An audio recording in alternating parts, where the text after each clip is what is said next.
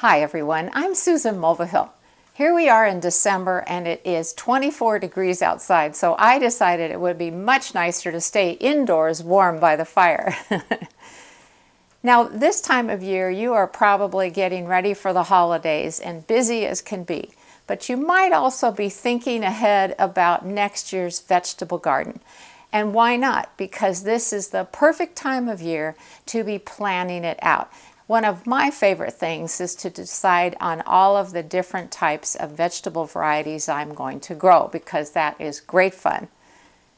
Now, I wanted to talk with you about crop rotation today because it is the single most useful and free tool that you can use so that you have a greatly reduced chance of insect and disease problems in your garden. Interested?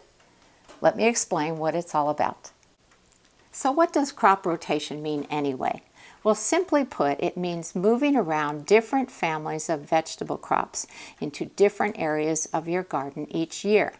And that's because there are insects and plant diseases that can be very specific to a single plant family. So this is very important information to know. Now, there are certain types of insects that overwinter in the soil. There are plant pathogens that will be in the soil. And so if you plant the same thing in the same place year after year, you're going to increase your chances of having problems. So let's look at plant families so you understand who belongs to whom. There are 9 main vegetable plant families that you should be aware of. And don't worry about having to scribble all this down, because if you go to my website, susansinthegarden.com, and go to the Guides menu, if you scroll down to almost the bottom of the list under that menu, you will see vegetable plant families. So go to that. And actually, you'll notice on the page there is a red link that says vegetable plant families, and that is a PDF that you can print out. So that'll make it really handy for your planning. But let's go over the different families and who belongs to them. So first we have beets, and in the botanical world that is also known as Amaranthaceae, and that is beets, spinach, and Swiss chard. Then there are brassicas, and that is Brassicaceae, but it also can be referred to as cole crops or cruciferous vegetables. You'll hear that a lot. So members of that would be arugula, broccoli, Brussels sprouts, cabbage, cauliflower, kale, kohlrabi, mustard, radish, rutabaga, and turnips. In the carrot family, or Apiaceae, that would include carrots, celery, chervil, cilantro, dill, fennel, parsley, and parsnips. The cucurbits, or Cucurbitaceae, include cucumbers, cucamelons, melons, pumpkins, and both summer and winter squash. So for example, summer squash would be like zucchini and patty pan, winter squash would be butternut and Hubbard. The grass family, or Poaceae, has corn as a member. For legumes, or Fabaceae, that would be beans or peas. The nightshade family, which is a very important one to know, is also referred to as Solanaceae, and members would be eggplants, peppers, potatoes, tomatillos, and tomatoes. The onion family is Amyrlidaceae, a real mouthful there, and that would be chives, garlic, leeks, onions, and shallots. And finally, the sunflower family, Asteraceae. Now this is interesting. You wouldn't necessarily think of artichokes, endive, lettuce, and tarragon as being related, but they actually are. So now that you know your vegetable plant families, let me explain how I put this into practice. Several years ago, I made myself a garden layout plan on my computer. I used Word for Windows, and this worked really well. So we have 23 raised beds, if you can believe that, plus actually this extra bed here. And what I do is I've got a spot for the year, And then I have all of these beds represented so that I can lay out the plan for the next year's garden. The other thing that I do, and I'm sorry that these are a little bit difficult to read, but I have saved previous years. So here's 2018, 2017, and 2016. And yes, those are a mess. So to demonstrate how I do this, I'm going to start with a fresh copy so you can see what I'm doing.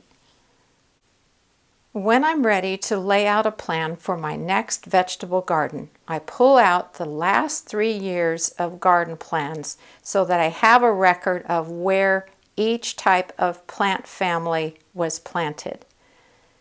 So again, this is the 2018 plan. Now what I'm going to show you next is not exactly how I do it, but I'm trying to cover the concept of it. So what you're looking at here is basically the information that was on my last 3 years of records showing everywhere that I planted a nightshade family crop. And again, remember that is peppers, eggplants, tomatoes, tomatillos, and peppers. So look at, I've got tomatoes in multiple places, potatoes, peppers, and eggplants. So this represents 3 years worth of where things grew. And again, this is not how I do it, but it's just to show you what I'm looking at on those 3 years worth of plans to see which beds would be okay to plant nightshade family plants.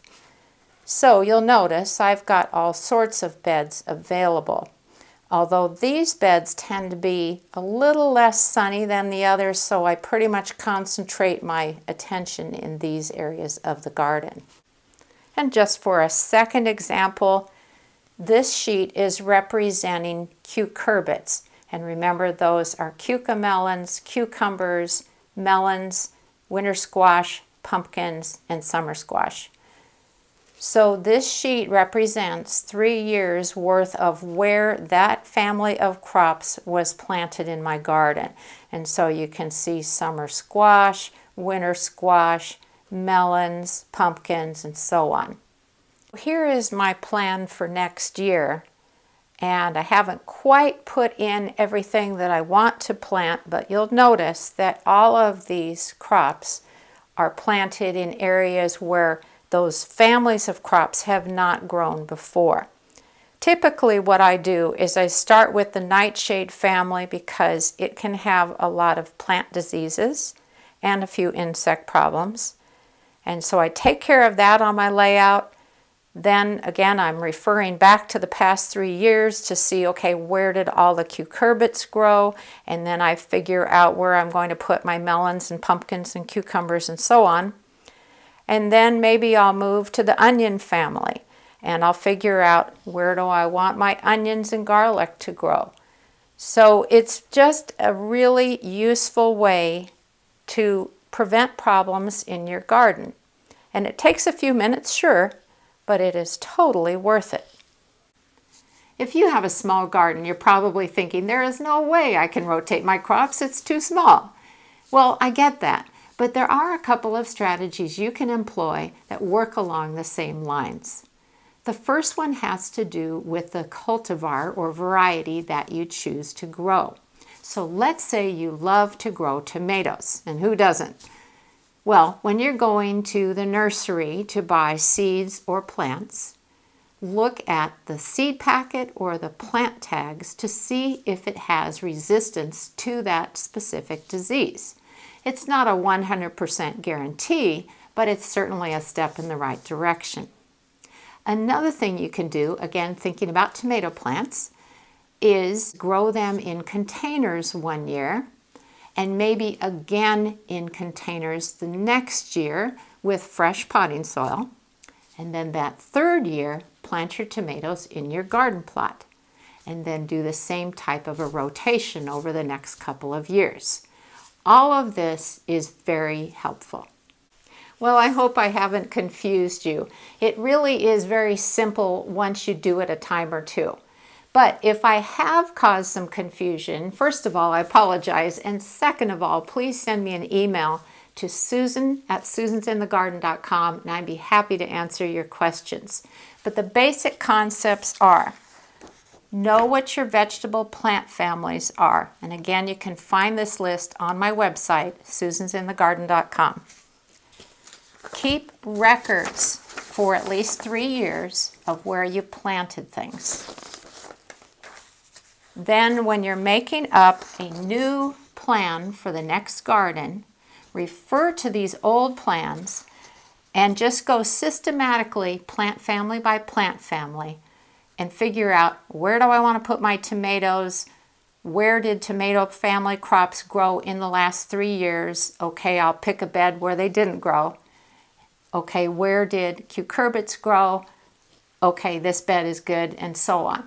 And so it takes a few minutes, but it really is worth your time.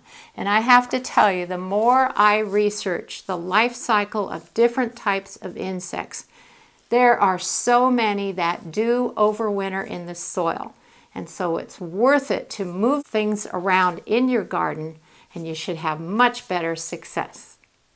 So I hope you have fun thinking and dreaming about next year's garden, planning it out, and happy holidays.